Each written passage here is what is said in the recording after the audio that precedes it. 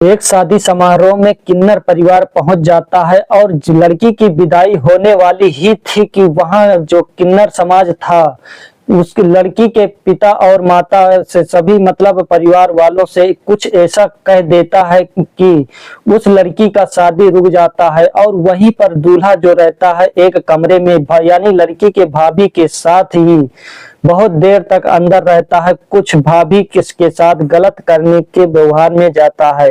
क्यों शादी रुकी, क्यों किन्नर परिवार ऐसा किया, सारा का सारा आगे जानेंगे वीडियो में। अगर वीडियो पर पहली बार आए तो एक छोटी सी रिक्वेस्ट है, वीडियो को लाइक करके चैनल को सब्सक्राइब जरूर कर ले और फेसबुक पर देख रहे हैं तो फॉलो जरूर कर ले ताकि आप तक ऐसी वीडियो लाता रहूं। उत्तर प्रदेश के मुरादाबाद की ये घटना है जहां पर किन्नर समाज एक मुड़न हो रहा था, वहां की जानकारी लेकर गए थे, लेकिन वहां जाते थे और रास्ते में ही एक शादी समारोह मिल जाता है। उस शादी में जाते हैं मांगने के लिए, जहां पर उस लड़के यानी कि जहां पर पंडाल सजा होता है, लड़के की व्यवस्था की जाती है दूल्हे की, वहां पर जाते हैं और लड़के को देखते हैं तो सभी किन्नर अपने आप में खुसर फुसर करने लगते हैं और फिर उसके पिताजी से जाते हैं कुछ मांगने के लिए, लेकिन कुछ वहां पर उनकी इज्जत भी नहीं होती और किन्नर समाज उस लड़के से जाते हैं मांगने के लिए, लेकिन वहां पर उन्हें कुछ शक होता है कि ये ऐसा लगता है कि हमारे ही समाज का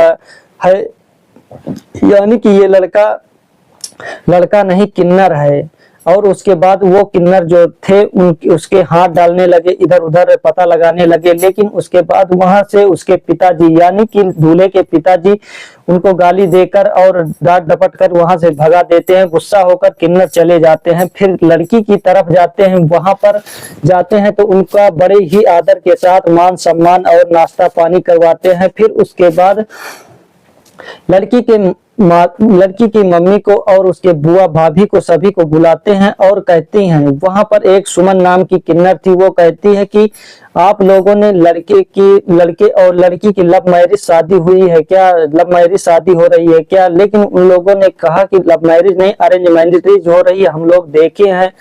तब वो किन्नर यानी सुमन कहती है कि ये किन्नर है, अगर हम लोगों अभी आप लोग जल्दबाजी मत करें क्योंकि सब कुछ हो चुका है और अच्छे से पता लगा लीजिए, नहीं तो ये अगर आपके दहलीज से ये लड़की चली जाएगी तो आपके यहाँ शादी कोई नहीं करेगा, बड़ी दिक्कत का सामना करेगा। और अभी सुबह है, अभी कोई दिक्कत नहीं हुआ, अभी बहुत देर नहीं हुई है और सब लोग पता लगा लीजिए। और उसके बाद सभी लोग आपस में बात करने लगते हैं, तभी एक औरत वहां उधर से बोल पड़ती है लड़की की तरफ से कि हमें पहले से ही शक था कि ये किन्नर लग रहा है, लेकिन हम कुछ बोले नहीं है क्योंकि इज्जत का मामला था, घर परिवार का मामला था, इसलिए कुछ हम बोल नहीं पाए।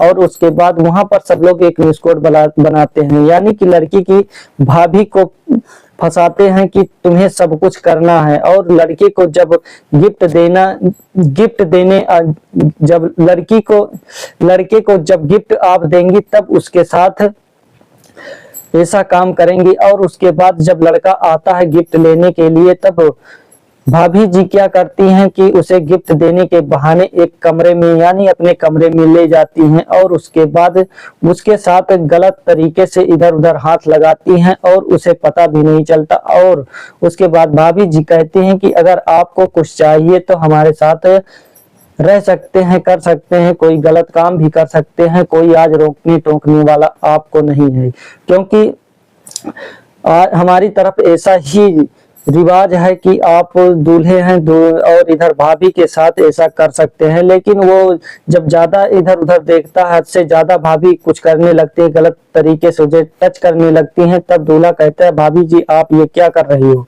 गलत कर रही हो हमारे साथ। और उसके बाद वहां पर कुछ देर ऐसे ही बातचीत चलता रहता है। वहां पर दूल्हा सो जाता है, लेकिन कुछ उसके साथ अलग गलत नहीं करता। वहीं पर कोई और अगर अगला लड़का होता तो क्या से क्या कर देता उसके साथ। लेकिन वहां पर जब भाभी जी पूछती हैं तो कि आपने ऐसा क्यों किया, पूरी सच्चाई बताइए, तब वो किन्नर यानी कि उस लड़के का नाम पुनीत होता है और पुनीत बताता है, दूल्हा बताता है कि हमारी शादी हो चुकी है और हमारे पिताजी दहेज के लालच में आकर ये शादी करवा रहे हैं और हम करना नहीं चाहते। तब वो और यानी लड़की की भाभी रोते हुए कमरा खोलकर बाहर आती है और अपनी सीधा उस कमरे में जाती है जहां पर लड़की सजी बजी बैठी हुई होती है, विदाई के समय रहता है और उसके गले मिलकर रोने लगती है।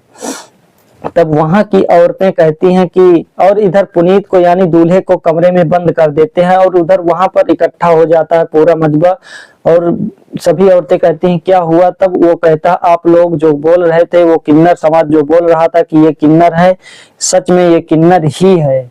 और उसके बाद उसके सभी मतलब अपने गार्जियन को बुलाते हैं, वहां की मुखिया को बुलाते हैं, पुलिस को भी बुलाते हैं और उधर जो लड़के का पिता जो रहता है उसे भी बुलाया जाता है। सभी लोग आ जाते हैं। तब कार्यवाही चालू होती है और उसके पिता पर दंड भी रखा जाता है कि आप लोग जानबूझकर ऐसा किया है। आप लोग मतलब लड़के के पिता को हड़काने लगते हैं और इधर सभी लोग परेशान हो जाते हैं। तब पुलिस प्रशासन भी अपने स्तर से समझाती है उसे कि जितना लड़की वालों का खर्चा हुआ है सब लड़के वाले देंगे और 3 लाख रुपए जुर्माना के तौर पर देंगे। सारा का सारा सामान भी लौटा देते हैं लड़के वाले। और इधर लड़का के पिता जी को 3 लाख रुपए जुर्माना देना पड़ता है और उसके बाद सभी लोग अपने अपने घर चले जाते हैं। और इधर किन्नर समाज बड़े ही टाइम से आ जाता है क्योंकि उस लड़की की इज्जत की सवाल था और इज्जत उछलने वाला था, क्योंकि बाहर अगर चली जाती तो फिर से वही दिक्कतें हो जाती। और उनके लिए यानी कि लड़की के परिवार के लिए किन्नर समाज उस समय भगवान बनकर किन्नर समाज को लड़की के परिवार वाले और रिश्ते नातेदार वाले बड़े ही स्वाभाविक हो जाते हैं और कहते हैं अगर ये लोग नहीं आते तो आज क्या से क्या हो जाता। बड़ी ही चिंता में रहते हैं और खुश भी हो जाते हैं, एक तरफ चिंता भी रहती है और खुश भी हो जाते हैं। तो आप लोग ऐसे किन्नरों को क्या कहना चाहते हैं कमेंट में जरूर बताइएगा और ऐसे समाज के बारे में क्या सोचते हैं। प्रिया और पुनीत की दोनों की शादी नहीं हुई तो आप लोग अपनी राय जरूर कमेंट में बताएं। और ये वीडियो किसी के दिल दुखाने या लज्जित परेशान करने के लिए नहीं, लोगों को जागरूकता के लिए ये वीडियो बनाई गई।